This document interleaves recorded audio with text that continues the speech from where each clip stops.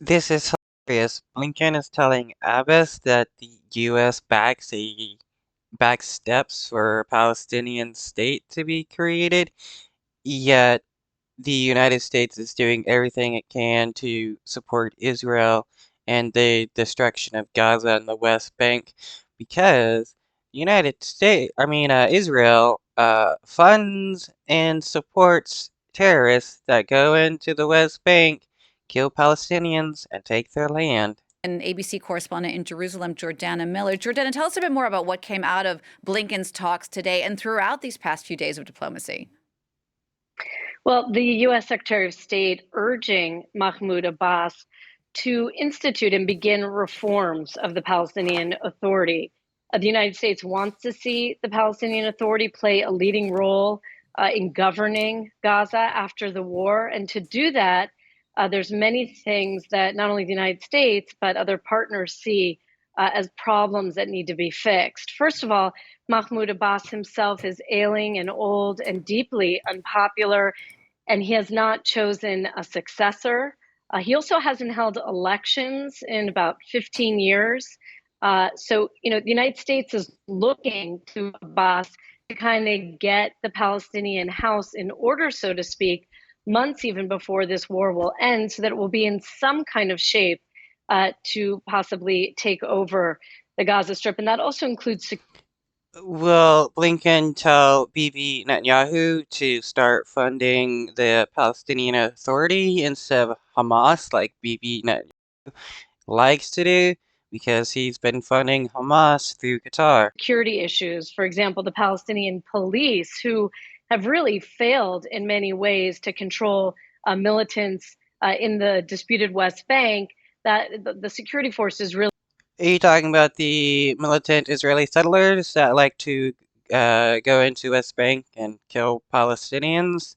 Like, what can the Palestinian Authority do to stop that when the IDF is just going to blow away everybody with a tank strike?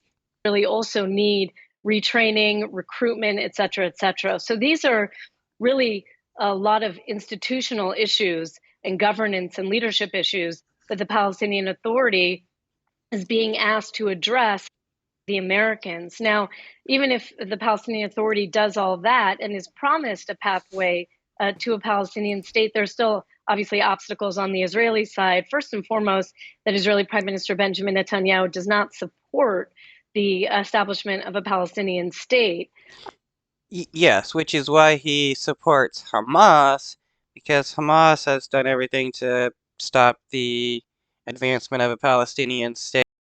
Uh, the Palestinian Authority wants a two-state solution, but yeah, Netanyahu doesn't want that, so it's not going to happen because he's going to do everything in his power as well to prevent the creation of a Palestinian state.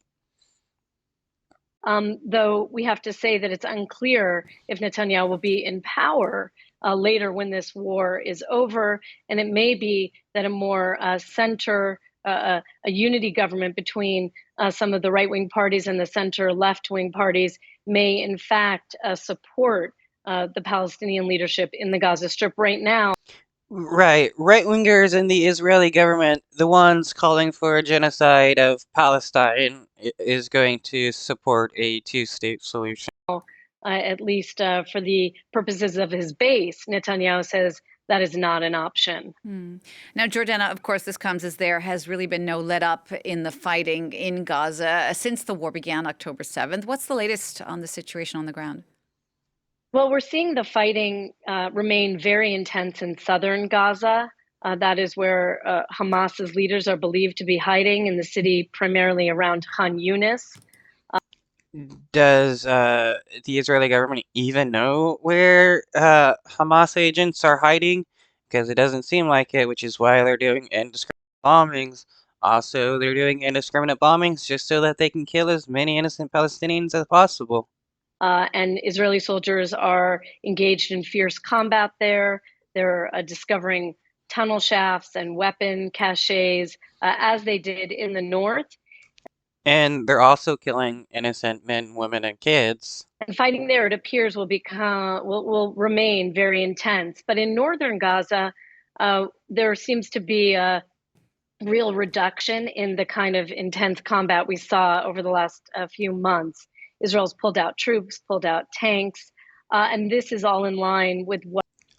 But they're still bombing people. Who cares if they pulled out troops and tanks? They're still bombing people. But the Israeli army spokesman said is this kind of shift to kind of a less intensive war in the south, intense but also more targeted, less airstrikes.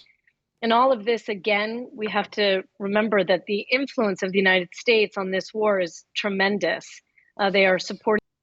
No, the influence, well, supporting them with as much money and guns as they want. Yeah, that's the influence the United States has. But anything else, I mean, if the United States says, "Hey, Israel, you should stop killing innocent people," the Israeli government's not going to listen to that because that's what they want to do, kill innocent people. Supporting it in military means, in diplomatic means, and that gives the United States certain kind of leverage at the table. And they've been urging Israel to move to this less intense war, which they believe will make Gaza a safer place for civilians, right? Where we've seen that death toll soar now. What? Uh, Instead of, dropping 10,000 bombs, what? They're just gonna drop 9,999 bombs? And that's supposed to be better? Above 23,000.